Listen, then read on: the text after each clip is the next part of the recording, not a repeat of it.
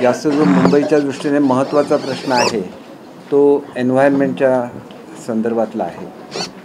तर या संदर्भात ज्या ज्या वेळेला अधिवेशन होतं त्यावेळेला एन्व्हायरमेंट डिपार्टमेंटची जबाबदारी आदरणीय मुख्यमंत्री महोदय माझ्याकडे देत असतात आणि त्याच्यामुळे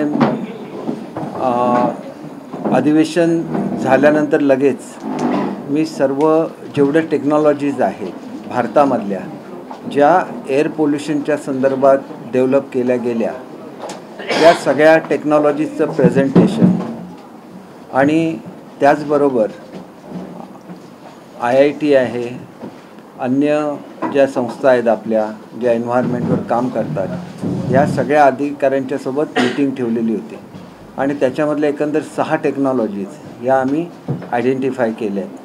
आणि त्याच्यामध्ये महत्त्वाचा विषय जो होता तो मागच्या मीटिंगमध्ये सुद्धा मी आपल्याला सांगितलेलं होतं की जे धूलिकण मुंबईच्या हवेमध्ये येतात हे विशेषतः जी मोठ्या प्रमाणात कामं चालू आहेत त्याच्यामध्ये कोस्टल रोडचं काम चालू आहे, आपल्या मेट्रोचं काम चालू आहे, ट्रान्स हार्बर लिंकचं काम चालू आहे, त्याच्याचबरोबर वेगवेगळ्या ठिकाणी कॉन्क्रिटिंगची कामं चालू आहेत, वेगवेगळ्या ठिकाणी इमारतींची कामं चालू आहेत.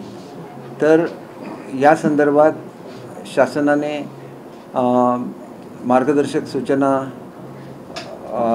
निर्गमित केलेल्या आहेत आणि त्याच्या संदर्भात मुंबई हे सगळ्यात प्रोग्रेसिव्ह आहे महाराष्ट्रामध्ये कॉर्पोरेशन. त्याच्यामुळे सर्वात सुरुवातीला मुंबईमध्ये ह्याचं इम्प्लिमेंटेशन सुरू होतं आहे आणि या दृष्टीने मुंबईमध्ये ज्या आम्ही वेगवेगळ्या उपाययोजना करतो आहे त्याच्यामध्ये BSTच्या ज्या बसेस आहेत त्याच्यावर पहिलं तरी असं आहे की इतर उपाययोजना करण्यापूर्वी हवेमध्ये जे प्रदूषण आहे ते थांबवण्याच्या दृष्टीने काय काय करता येईल याच्यावर उपाययोजना झालेली आहे. त्याच्यामध्ये जिथं कन्स्ट्रक्शनची कामं सुरू असतील तिथं पत्र्यांची उंची वाढवायची, म्हणजे ते संपूर्ण त्याला चारी बाजूने अशा तऱ्हेने पत्रे उभे करण्यात येतील, म्हणजे ज्याला मेटल शील्ड असं म्हणू शकतो आपण. तर त्याची हाईट किती असावी ही त्या बिल्डिंगच्या हाईटवर ठरवलेली आहे जेणेकरून तिथून धुलीकण बाहेर पडणार नाही. आणि त्याच्यामध्ये पाण्याचा जो स्प्रिंकलिंग व्हायला लागतं ज्याच्यासाठी गन्स मिळतात, फॉगिंग गन्स मिळतात, इतर वेगवेगळे आहेत, त्याची जबाबदारीसुद्धा त्या कन्स्ट्रक्शन कंपनीवर टाकलेली आहे. त्याचप्रमाणे ज्या ठिकाणी गव्हर्नमेंटच्या साईटची कामं सुरू आहेत आणि जिथं त्यांचे कॉन्ट्रॅक्टर असतील त्यांच्यावरसुद्धा ही जबाबदारी टाकलेली आहे आणि त्याच्यामुळे आपोआप धुलीकण येण्याचं प्रमाण कमी होणार. त्याच्यानंतर जे पोल्युशन झालेलं असतं ते विशेषतः व्हेकलर ट्रॅफिक खूप आहे मुंबईमध्ये आणि त्याच्यामध्ये जे धूर आणि तत्सम हवेमध्ये येतं तर याच्या इम्प्युरिटीज काढून टाकण्यासाठी प्रत्येक ज्या आता बसेस येणार आहेत या बसेसवर साधारण माझे एक्झॅक्ट फिगर मी आपल्याला देतो, माझी नोट आहे ती जरा पाठीमागे राहिली आहे. तर त्याच्यावर साधारण मला वाटतं 350 की 400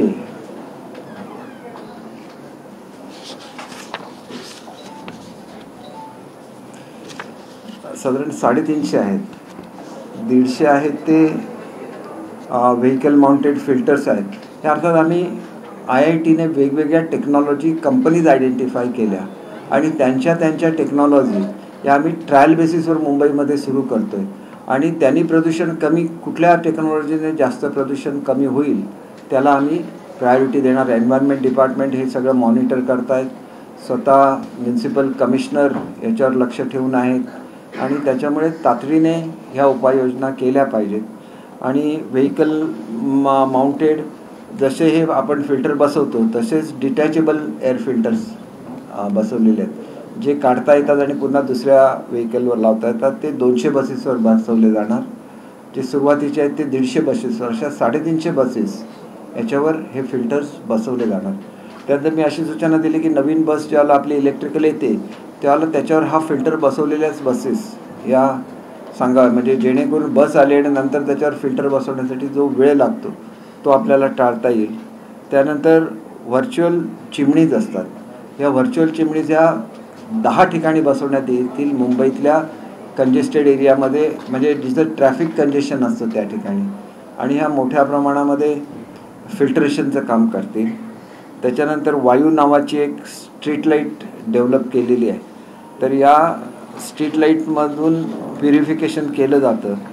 अशा 50 ठिकाणी ह्या बसवल्या जाणार आहेत आणि त्याच्यामध्ये एअर प्युरिफिकेशन सिस्टम आहेत या 6 बसवल्या जाणार आहेत. या गार्डन त्याच्यासाठी आयडेंटिफाय केलेली आहेत.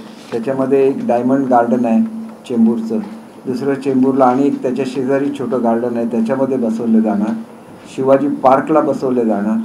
राणीची बाग आहे त्या ठिकाणी बसवले जाणार. त्यानंतर SK पाटील उद्यान आहे तिथं बसवले जाणार आणि वडाळ्याला भक्ती पार्क आहे त्या ठिकाणी बसवले जाणार. हे ट्रायल बेसिसवर बसवले जात आहेत आणि त्याच्यामुळे त्याचा रिझल्ट बघून अन्य ठिकाणी बसवलं जाणार. त्यानंतर व्हेकल माउंटेड वॉटर स्प्रिंकलरची जी ज्याला फॉग कॅनॉन असं म्हणतात, या ऑलरेडी कॉर्पोरेशनने ऑर्डर दिलेल्या आहेत आणि साधारण त्या 30 मशीन्स, माझ्याकडे तर एक्झॅक्ट नंबर नाही, परंतु त्या मशीनसुद्धा लवकरच मुंबईमध्ये येतील. आणि ह्या सगळ्याचा एकत्रित परिणाम होत असताना वेगवेगळ्या ज्या कंपन्या आहेत ज्यांचे मुंबईमध्ये वेगवेगळ्या ठिकाणी स्वतःचे युनिट्स आहेत किंवा काही ठिकाणी आपण रेडीमिक्स कॉन्क्रीटचे युनिट आहेत, या सगळ्यांना नोटिसेस देण्यात आलेल्या आहेत त्याच्यापासून होणारं प्रदूषण कमी करण्यासाठी. त्याच्याचबरोबर ज्या ठिकाणी काही ठिकाणी अशा इंडस्ट्रीज आहेत की ज्यांच्या चिमणीची उंची वाढवण्यासाठी त्यांना निर्देशित केलेलं आहे. अनेक कंपन्यांनी स्वतः पुढे होऊन या संदर्भात काही नवीन इक्विपमेंट बसवण्याचं मान्य केलेलं आहे.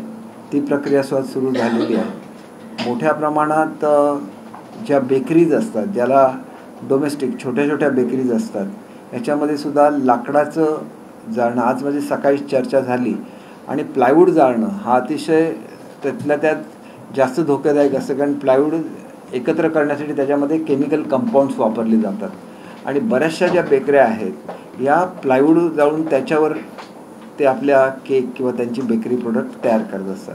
तर त्याच्या बाबतीतसुद्धा सूचना दिलेल्या आहेत.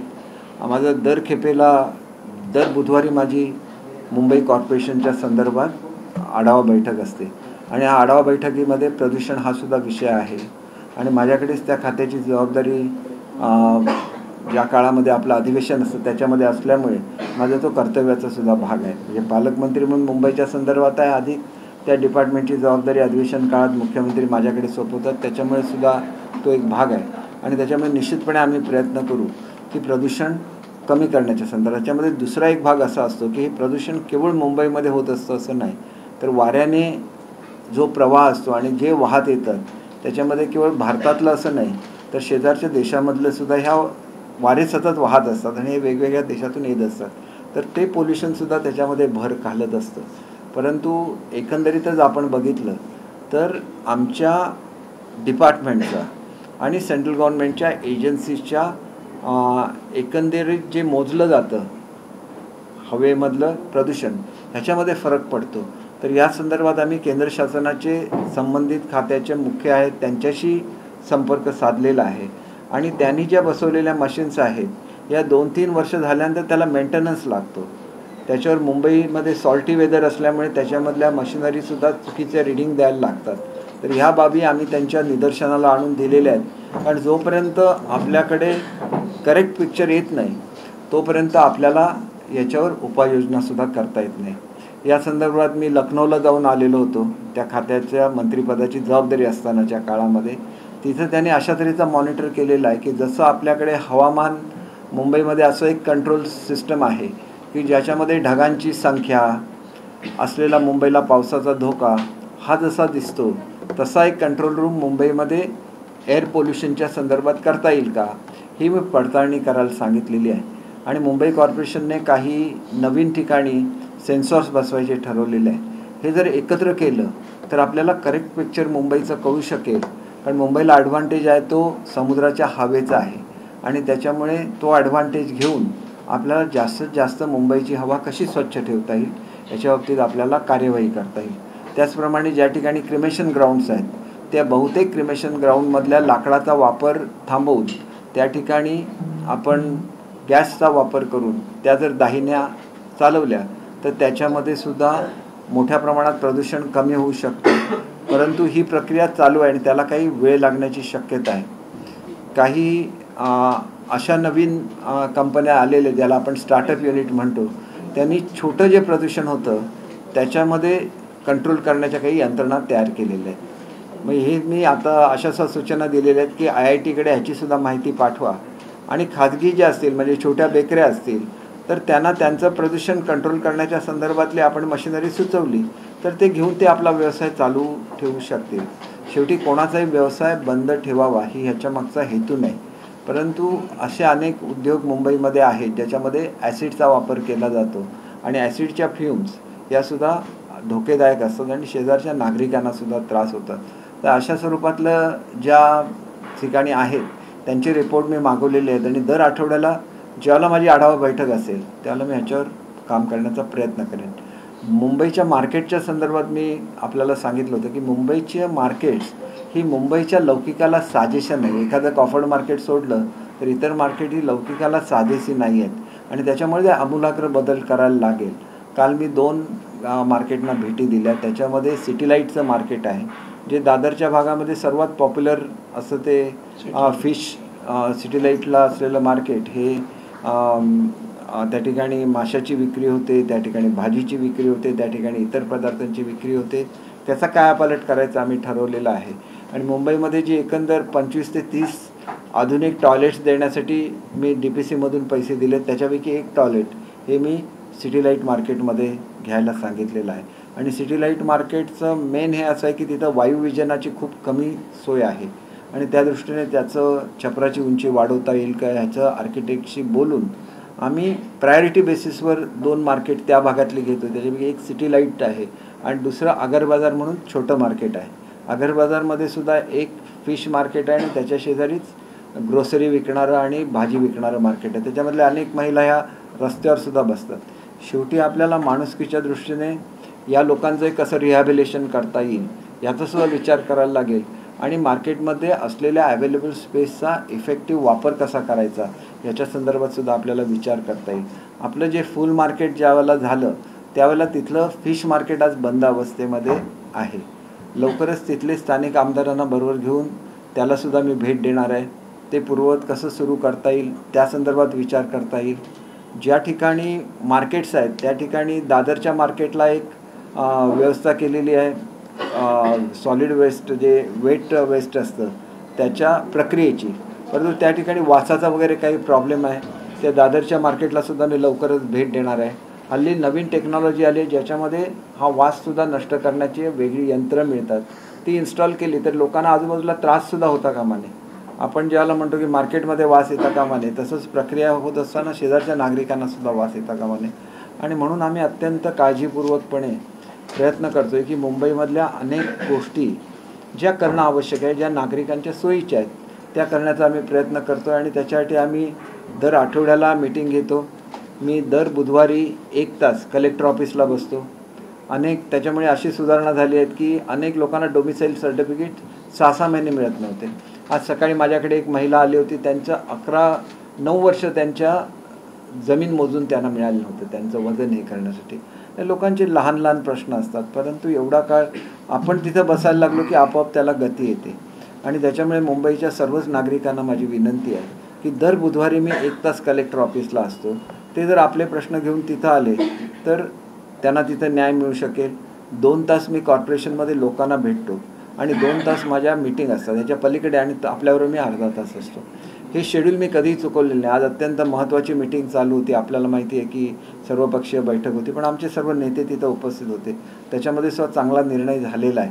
सर्व पक्षांनी एकत्र येऊन महाराष्ट्रामध्ये चालू जी परिस्थिती आहे त्याच्यावर चांगला निर्णय घेतला आहे. त्याच्यावरसुद्धा स्वतंत्रपणे बोलता येईल, परंतु इथं बोलताना मी फक्त महापालिकेपुरतं बोलतो. त्याच्यामुळे आपल्या काही सूचना असतील आणि आपण मला त्या सांगितल्या, आपण निश्चितपणे त्याच्यावर अंमलबजावणी करण्याचा प्रयत्न करू.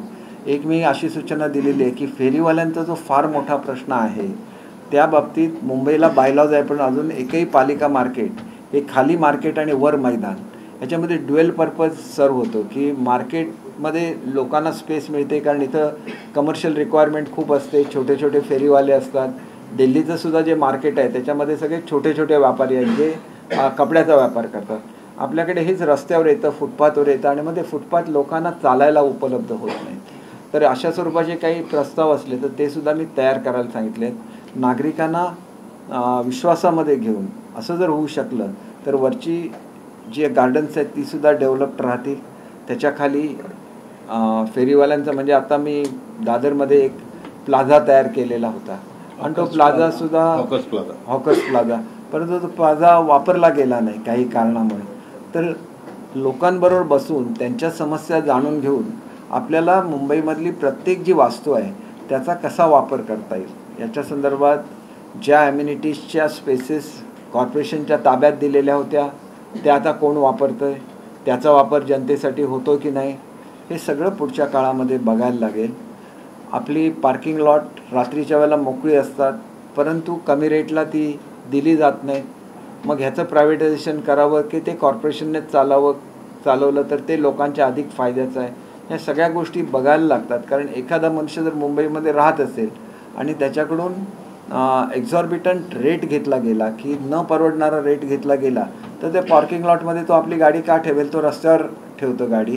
आणि त्याच्यामुळे ही जी काही समस्या निर्माण होते या समस्येवर इफेक्टिव्हली इलाज करण्यासाठी आम्ही छोट्या छोट्या गोष्टी करतो आहे. आर्टिफिशियल इंटेलिजन्ससाठी काही पैसे आपण कंजेस्टेड ज्या ठिकाणी ट्रॅफिक खूप थांबतं तिथं आर्टिफिशियल इंटेलिजन्सचा 1-2 ठिकाणी वापर कसा करता येईल याच्यासाठी आम्ही IITची मदत घ्यायची ठरवली आहे. आणि मग येणाऱ्या वाहनांची संख्या आपोआप मोजली जाते कॉम्प्युटरद्वारे आणि कुठलं वाहन अगोदर सोडायचं कुठलं नंतर जेणेकरून कंजेशन होणार नाही हे त्या ठिकाणी आर्टिफिशियल इंटेलिजन्समध्ये त्याचा विचार करून ते त्याप्रमाणे सोडले जातात. ह्याचासुद्धा छोटासा प्रायोगिक तत्वावर एकदम मोठा प्रोजेक्ट करायचा म्हटलं तर एकावेळेला शक्य नसतं. दुसरं एक अत्यंत महत्त्वाची बाब माझ्याकडे आली जी तुम्हाला सुद्धा ना सगळ्यांना इंटरेस्टिंग वाटेल की आणि एक भावनेचा सुद्धा तो प्रश्न आहे की लोकमान्य टिळकांचा अंत्यसंस्कार हा गिरगाव चौपाटीला केला गेला आणि त्या दृष्टीने गिरगाव चौपाटीचं नामकरणसुद्धा स्वराज्यभूमी म्हणून झालेलं होतं. परंतु हे नाव कोणालाच माहिती नाही. आजसुद्धा स्वराज्यभूमी म्हणून कोणी ओळखत नाही गिरगाव चौपाटीला. तर ते स्वराज्यभूमीचं छोटंसं गेट तयार करणं, लोकांच्या बैठक व्यवस्था करणं, कारण लोक येतात खाली वाळूमध्ये बसतात, तर असं काही करता येईल का टेम्पररी स्वरूपामध्ये सुद्धा. त्याच्या संदर्भात जी स्वराज्यभूमी त्यांची एक समिती आहे त्याच्याबरोबर मी चर्चा केली आणि निश्चितपणे काही गिरगाव चौपाटीला आपण काही वाळू साफ करायच्या मशीन्स देतो आहे, काही माहीमच्या चौपाटीला देतो आहे आणि त्याच्यामध्ये वाळू चाळली जाते आणि पुन्हा ती लेवल केली जाते आणि त्याच्यामुळे समुद्रातून ज्या काही प्लास्टिकच्या बाटल्या येतात आणि समुद्रकिनारा थोडासा मुंबईसारख्या स्वच्छ शहरामध्ये थोडा अस्वच्छ होतो, त्याच्यावरसुद्धा आपल्याला कंट्रोल करायला लागेल. त्याच्यानंतर मोठ्या प्रमाणात मिठी नदीमधून जे लोक प्लास्टिक टाकतात आणि ह्या सगळ्या वस्तू या माहीमच्या समुद्रकिनाऱ्यावर येतात. मी येत्या गुरुवारी सकाळी 10 वाजल्यापासून माहीम आणि दादरच्या चौपाटींची पाहणी करायला जाणार आहे आणि त्याच्यावर आवश्यक त्या उपाययोजना केल्या जाणार आहेत. आणि दादर ते माहीम हे वॉकवेने जोडण्याचा एक प्रकल्प होता, त्याच्या बाबतीत आपण निर्णय घेणार आहोत आणि विशेषतः नवीन आपण जे रिक्लेमेशन केलं त्याचं उत्कृष्ट नियोजन होण्यासाठी त्याचं प्रेझेंटेशन हे येत्या 2 दिवसामध्ये माझ्याकडे होणार आहे. त्यावेळेला त्याच्यामध्ये अनेक नवीन गोष्टीचा समावेश करण्याचा आम्ही प्रयत्न करू. काही मोठे जे उद्योग आहेत त्यांनी याच्यामध्ये मदत करण्याचं सुद्धा जाहीर केलं. मुंबईचं सौंदर्य वाढण्यासाठी आम्ही काय करू शकतो का, तर त्यांचंसुद्धा आहे. पण त्याच्यापूर्वी ह्याचं व्यवस्थित नियोजन व्हायला लागेल आणि आंतरराष्ट्रीय दर्जाचं असं हे नियोजन व्हायला लागेल. कारण एवढी मोठी जागा, एवढी मोठी ओपन स्पेस कधीही मुंबईला अवेलेबल झाली नव्हती. ती फर्स्ट टाईम पहिल्यांदाच अशी उपलब्ध होते. त्याचासुद्धा योग्य तो वापर झाला पाहिजे आणि त्या दृष्टीने मला वाटतं की आम्ही आता दर आठवड्याला मीटिंग घेतल्यामुळे हळूहळू याला गती प्राप्त होते. अधिकाऱ्यांना सुद्धा समजायला लागलं की आम्ही लोकांना न्याय द्यायलाच लागतो आणि त्याच्यामुळे आपोआप लोकांना न्याय मिळायला सुरुवात झालेली आहे.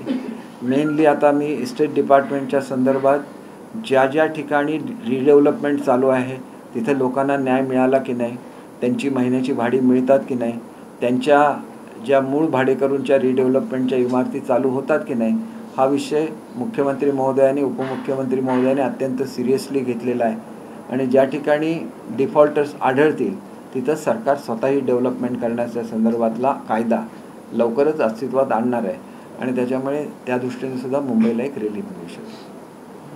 कोळीवाड्याला तुम्ही भेट देणार होता, काही झालं त्याच्यात? कोळीवाड्याची जी माझी भेट आहे ती उद्या मी ज्यावेळेला गुरुवारी जाणार आहे त्यावेळेला माहीम कोळीवाड्याला माझी भेट आहे. वरळीच्या कोळीवाड्यामध्ये जे प्रोजेक्ट मंजूर केलेले होते ते सुद्धा मला असं सांगण्यात आलं की येत्या 15 दिवस ते 1 महिन्यामध्ये फूड कोर्टची कामं चालू होती. कप्परेटच्या कोळीवाड्यामधली सगळी अतिक्रमणं आम्ही काढलेली आहेत.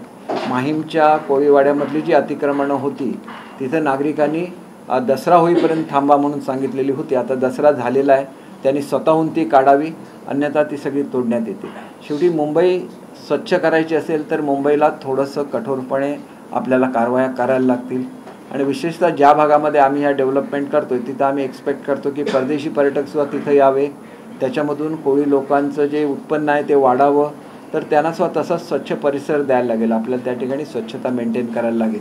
आणि तिथले अतिक्रमणसुद्धा जे प्रोटेक्टेड आहेत त्यांना कोणी हात लावणार नाही, पण जे अनप्रोटेक्टेड आहेत आणि सारखे अतिक्रमण करत राहतात त्याला कुठेतरी आळा बसायला लागेल. तर या दृष्टीने आमची एकंदर पावलं चाललेली आहेत. आपलेसुद्धा काही जर सूचना असतील मला अवश्य सांगा, मी त्याची अंमलबजावणी करण्याचा पालकमंत्री म्हणून निश्चितपणे प्रयत्न करेन. मुंबईमध्ये माराच्या अनेक वसाहती आहेत, त्या जवळजवळ 60-65 वर्ष झालेली आहेत. रिडेव्हलपमेंटच्या बाबतीमध्ये अजूनपर्यंत निर्णय होत नाही, सरकार बदलत गेली नाही. आता असं झालेलं आहे की आम्ही एक निर्णय घेतलेला होता की मुंबईमधल्या ज्या इमारती या कोऑपरेटिव्ह सोसायटींना दिलेल्या आहेत त्यांना क्लास 2 मधून क्लास 1 मध्ये आणायचं. परंतु सोसायट्यांची मागणी अशी आहे की जो प्रीमियम ठेवलेला आहे तो प्रीमियम जर भरायचा राहील तर मग बिल्डरलाच ते द्यायला लागेल, आम्हाला तो प्रीमियम भरायला जमणार नाही. त्याच्यामुळे आम्हाला जर परवडेल असा प्रीमियम तुम्ही करून दिला तर सोसायटी स्वतः त्या रिडेव्हलपमेंट करू शकतील असं सोसायट्यांचं म्हणणं आहे. त्याच्यावर सरकार विचार करतं आहे आणि त्याच्यात लवकरात लवकर निर्णय घेतला जाईल. अनेक निर्णय जे मुंबईच्या संदर्भात झालेले आहेत त्यातला सर्वात महत्त्वाचा निर्णय म्हणजे आमची जी चांगली कॉर्पोरेशन्स आहेत ज्याच्यामध्ये सिडको आहे, म्हाडा आहे, MMRD आहे, मुंबई कॉर्पोरेशन आहे, तर हे स्वतःची डेव्हलपमेंट स्वतः करतील. याच्यापुढे एखादा डेव्हलपर लोकांना जे टांगणीला लावतो हे याच्यापुढे चालणार नाही. त्यांची करार रद्द करण्यात येतील आणि स्वतः सरकार ते डेव्हलप करेल. हा महत्त्वाचा निर्णय आहे. आणि या संदर्भात मी हल्लीच एक इंटरनॅशनल फंड आहे ज्याच्यामध्ये 49% सेंट्रल गव्हर्नमेंटचा हिस्सा आहे आणि 51% वेगवेगळ्या देशांमधल्या ज्या वेगवेगळे मोठे फंड्स आहेत त्यांचा हिस्सा आहे. त्यांनीसुद्धा इंटरेस्ट दाखवलेला आहे. आम्हाला मोठ्या प्रमाणात महाराष्ट्रामध्ये गुंतवणूक करायची आहे. नुकतीच त्यांनी गोवा इंटरनॅशनल एअरपोर्ट याचे 51% गुंतवणूक आता त्यांनी केलेली आहे. मग अशा तऱ्हेच्या गुंतवणूक करणाऱ्या कंपन्या पुढे आल्या तर काही इन्फ्रास्ट्रक्चर प्रोजेक्ट आहेत जसा कोस्टल रोड आता आपल्याला कोकणापर्यंत न्यायचा आहे, ग्रीनफील्ड हायवे आहे तो वगैरे, असे प्रोजेक्ट आपल्याला या ह्याच्यामध्ये इन्व्हेस्टमेंट मिळू शकेल. हा एक नवीन मार्ग मोकळा झाला आणि तो केंद्र शासनाची ती इन्स्टिट्यूट असल्यामुळे त्याच्यामधून येणारी गुंतवणूक ही ॲब्सोल्युटली सेफ असेल आणि ती स्कॅन करूनच इंडियामध्ये येईल आणि त्याच्यामध्ये कुठलंही हे असं राहणार नाही की चुकीच्या देशातून आपल्याकडे इन्व्हेस्टमेंट आली, असं होणार नाही. आणि मुंबईकडे आणि विशेषतः भारताकडे आणि महाराष्ट्राकडे गुंतवणुकीचं एक मोठं पोटेन्शियल असलेला म्हणून बघितलं जातं आणि त्याचे जे परिणाम आहेत की त्यांनी मला रिक्वेस्ट केली होती की आपण गव्हर्नमेंटशी बोला आणि ही इन्व्हेस्टमेंट आम्ही महाराष्ट्रामध्ये करू इच्छितो. तर ह्या अशा इन्व्हेस्टमेंट आल्या तर आपली आणि जलद गतीने आणि कमी खर्चामध्ये आपल्याला हे फंड्स अवेलेबल होऊ शकतात. मुंबई में ट्रैफिक और प्रदूषण कम करने के लिए दहीसर और मानपुर में ये हब बनाया जाना था. 2 साल से सिर्फ चर्चा हो रही है, हब बनाया जाएगा, इम्प्लीमेंट नहीं होता. जैसे आपने 57 मुद्दे सुझाए हैं मनपा को, तो किसी तरह वो भी मुद्दे इम्प्लीमेंट नहीं होते. देखिए मानखुर्द ये मेरे एरिया में नहीं आता है, लेकिन ये डिपार्टमेंट मेरे पास था एनवायरनमेंट का, इसलिए मैं मानखुर्द में गया था. वहाँ पे जो बायोमेडिकल वेस्ट का ट्रीटमेंट का प्लांट है उससे प्रदूषण हो रहा था, वहाँ पे कुछ बदल के वो प्रदूषण कम हो गया. और मुझे आपको बोलते हुए खुशी होती है कि इस प्लांट को ट्रांसफ़र विदिन 1 ईयर उसको ट्रांसफ़र किया जाएगा और उसकी सब तैयारियां हो गई, उसकी सब परमिशन भी मिल गई. तो मानखुर्द वासियों की जो एक बहुत बड़ी डिमांड है उसको हम लोग पूरा कर रहे हैं. ड्यूयल गार्डन का कहीं पे आपने ये किया है क्या, कहाँ पे करना है पहले ड्यूयल गार्डन जो बनाने हाँ जो अंडरग्राउंड मार्केट, नहीं, वो तो कॉरपोरेशन को डिसाइड करना है। मैंने उन्हें बोल दिया है कि ये बहुत अच्छा एक मार्ग है जहाँ मुंबई साफ भी हो जाएगी और जो छोटे छोटे विक्रेता है उनके लिए भी आउटलेट बन जाएगा। जैसे आपने दिल्ली मार्केट में अगर आप जाए, जो कैनॉट सर्कल में बना हुआ है, उसको पालिका बाज़ार बोलते हैं, तो उस पालिका बाज़ार में बहुत सारे लोग अपना व्यवसाय भी करते हैं और ऊपर पूरा गार्डन है। तो शहर में भी लोगों को घूमने के लिए गार्डन की एक्टिविटीज़ उसके ऊपर चलती है, उनको मालूम भी नहीं रहता कि इसके नीचे मार्केट है। तो एक अच्छी अपॉर्चुनिटी है मुंबई के लिए। मुंबई के बाईलॉज में है लेकिन आज तक इम्प्लीमेंट नहीं किया गया था, तो मैंने इसके बारे में बोला है। फिर जो एक्वेरियम बनने वाले हैं वो भी मैंने बोला है कि एक्वेरियम अंडरग्राउंड बनाइए, ताकि मुंबई में ज़मीन बहुत कॉस्टली है और all over the world aquarium underground ही रहते हैं, तो वो भी एक ऑप्शन है। जैसे अच्छा वाला एक्वेरियम बन जाएगा। मार्केट तयार होतात का? दिवाळीमध्ये जे मोठ्या प्रमाणावर फटाके फोडले जाणार आहेत तर त्यावर निर्बंध असतात. नाही, ह्याला आपण नेहमी आवाहन करतो एन्व्हायरमेंट डिपार्टमेंटकडून की फटाके मर्यादेमध्ये हे करा. दिल्लीसारख्या ठिकाणी तर 100% फटाके फोडण्यावर बंदीच आहे. तर आपण सुद्धा याचा विचार केला पाहिजे. अजिबात बंदी येण्यापेक्षा कमी प्रमाणात वाजवले तर निदान तुम्हाला वाजवल्याचंही सुख मिळेल आणि बंदी येणार नाही. नाहीतर काय, शेवटी अल्टिमेटली असं असतं की मग त्याच्यावर बंदी येते. तर आपण त्याचा विचार करून फटाक्याचा वापर कमी करावा असं मला सुचवावंसं वाटतं. प्रदूषणावर आपण एवढा खर्च करतोय, तुम्ही सगळ्या मशीन्स वगैरे मागवताय, त्याच्यावर सरकार काय निर्णय घेणार? नाही, आपण बघितलं की प्रदूषण त्याच्या सोर्समध्येच थांबवण्यासाठी आम्ही बरंच काही करतो आहे आणि ज्याच्यामध्ये आम्ही ऑलरेडी हे घेतलं आहे. 15 दिवसाची मुदत दिलेली आहे कन्स्ट्रक्शन, 15 आणि 30 दिवसाची दिलेली आहे. मशिनरी घ्यायची तिथं 30 दिवस आणि प्रतिबंधात्मक कारवाई करायची त्याला 15 दिवसाची मुदत दिलेली आहे. त्याच्यामुळे आपल्याला हा फरक निश्चितपणे जाणवेल पुढच्या काळामध्ये. आणि बसलेल्या मशिनरीचे काय रिझल्ट येतात, याच्यावर कुठल्या टेक्नॉलॉजीच्या मशीन्स वापरायच्या. नाहीतर दिल्लीला 20-20 कोटीचे टॉवर्स बसवले आणि आता ते स्क्रॅप करायची वेळ आली. शेवटी त्याच्यामुळे छोटं आपण आधी प्रयोग करून बघायचा, पैशाचं वेस्टेज करायचं नाही आणि त्याच्यामधून जो काय रिझल्ट येईल त्याच्यानंतर 1-2 महिन्यानंतर हे सगळं करता येईल. आता झाडताना सुद्धा थोडंसं जमीन ओलसर व्हावी यासाठी काही मशीन्स आणण्याचा आम्ही विचार करतो, जेणेकरून झाडताना सुद्धा धुलीकण हवेमध्ये उडू नये. असे आम्ही खूप डीपमध्ये जाऊन ह्याच्यावर करतो आणि ह्याच्यावर IIT वगैरे चांगल्या संस्था काम करत आहेत. त्याच्यामुळे त्याच्यामध्ये यश येईल ह्याची मला खात्री आहे. मी स्वतः लखनौला जाऊन आलेलो होतो बघायला. त्यांचं एक एअर कंट्रोल सिस्टमच आहे, त्याचे मॉनिटरिंग हे आहे त्यांच्याकडे आणि त्यांनी चांगल्यापैकी कंट्रोल केलं आहे. तर ते मॉडेलसुद्धा मुंबईला राबवण्याचा आम्ही विचार करतो. माहूलच्या प्रदूषणावरती आशिष शेलारांनी दावा केलेला होता. 14,000 कोटींचा दंड राष्ट्रीय हरित आयोगाने काही कंपन्यांना ठरवलेला होता. मात्र तो कमी करून गेल्या पर्यावरण मंत्र्यांनी 300 कोटीपर्यंत कमी केलेला. एक अधिकाऱ्यांचं नाव घेतलं तर त्या कंपन्यांकडून पुन्हा एकदा अशा प्रकारची दंड वसुली होणार आहे की त्यांना माफ केलं? बघा, हे डिपार्टमेंट जे माझ्याकडे असतं ना, हे अधिवेशन काळामध्ये असतं.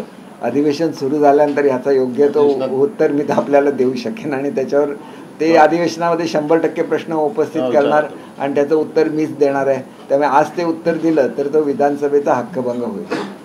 साहेब, पहिली जी आपली बैठक झाली त्याच्यामध्ये तुम्ही सांगितलेले की बेस्टच्या ज्या बस कमी झालेल्या आहेत त्याच्याबद्दल माहिती घेणार आहे. तर आणि दुसरं म्हणजे आयुक्तांनी पैसे दिलेले नाहीत बेस्टला 2,000 कोटी अजूनही.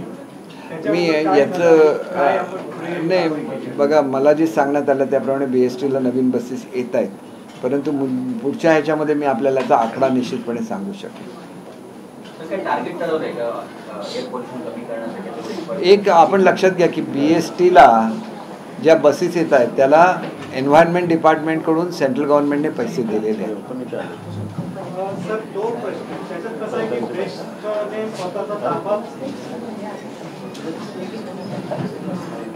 हां, सांगा ना. स्वतःचा ताबा 345 वगैरे काहीतरी असा मेंटेन करावा अशा प्रकारचं दुनियेला लिहून दिलेलं आहे. त्यामुळे त्या ज्या बस आहेत बेस्टच्या स्वतःच्या बस फक्त 1100 बस राहिल्या. त्यांची वाट गेल्या वेळी तो संप झाला होता त्याच्यामध्ये बऱ्याचशा बस खाजगी कंत्राटदारांच्या संपामुळे याच्या बाहेर गेल्या.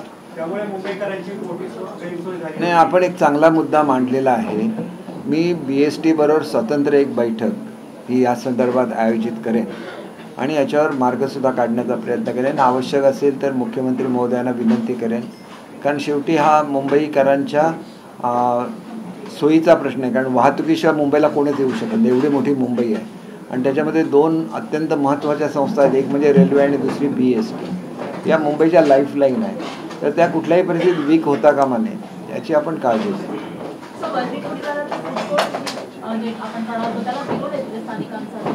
नाही हे बघा, विरोध करणारी लोक असतात ना, ही कोण असतात हे आम्हाला चांगलं माहिती आहे. आता महिलांचं उत्पन्न वाढत असेल तर जे लोक कोळी महोत्सव करतात ते कशासाठी कोळी महोत्सव करतात? त्या महिलांना उत्पन्न मिळावं म्हणून ना. मग त्याचप्रमाणे त्या महिलांसाठी आहे हे. तो विरोध असेल तर त्या महिलांनी तो मोडून काढला पाहिजे. शेवटी स्त्री नारी शक्ती आहे. आत्ताच नवरात्र होऊन गेलेलं आहे. असे जे महिषासूर असतात त्यांचा कशा रीतीने त्यांच्याशी फाईट करायचं नारी शक्तीला माहिती असतं, त्या महिषासूर मर्दिनीला माहिती असतं. मी फक्त सोयी देऊ शकतो. त्या कोळी महिला आहेत त्यांच्यामध्ये किती जागृती आहे. काल मी यांच्या ह्याच्यामध्ये गेलो होतो मतदारसंघामध्ये, तिथं बघितलं त्यांना चांगल्या सुखसोयी पाहिजेत. आणि त्या सुखसोयी सांगण्यासाठी स्वतः त्या महिला पुढे येतात, सांगतात तुम्ही हे करा, आम्हाला अशा रीतीच्या कटिंग हे पाहिजे, अशा रीतीने आम्हाला स्टोरेज पाहिजे. असं त्यांचं ऐकून घेणारे कोण पालकमंत्री पूर्वी नव्हते. आम्ही एक सर्वसामान्य लोक आहोत म्हणून आम्ही त्या सर्वसामान्यांचे प्रश्न समजून घेतो, त्याच्यामधून मार्ग काढतो. नाहीतर 40-50 वर्षे असंच चाललेलं आहे ना, गेली 25 वर्ष तर असंच चाललेलं आहे. मुंबईच्या मार्केटची जाऊन स्थिती बघा.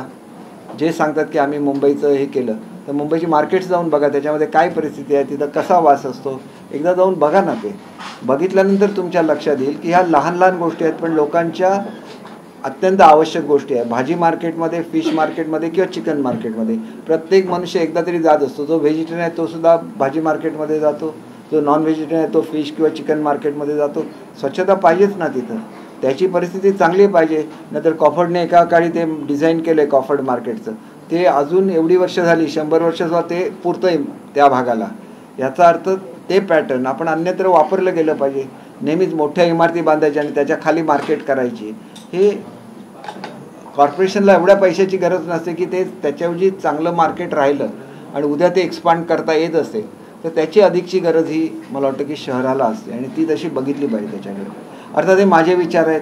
मुख्यमंत्री महोदयांनी त्याला पाठिंबा दिला की आपोआप कॉर्पोरेशनला त्याला अंमलबजावणी करायला लागेल. मार्केट सगळी सुंदर करायलाच लागते.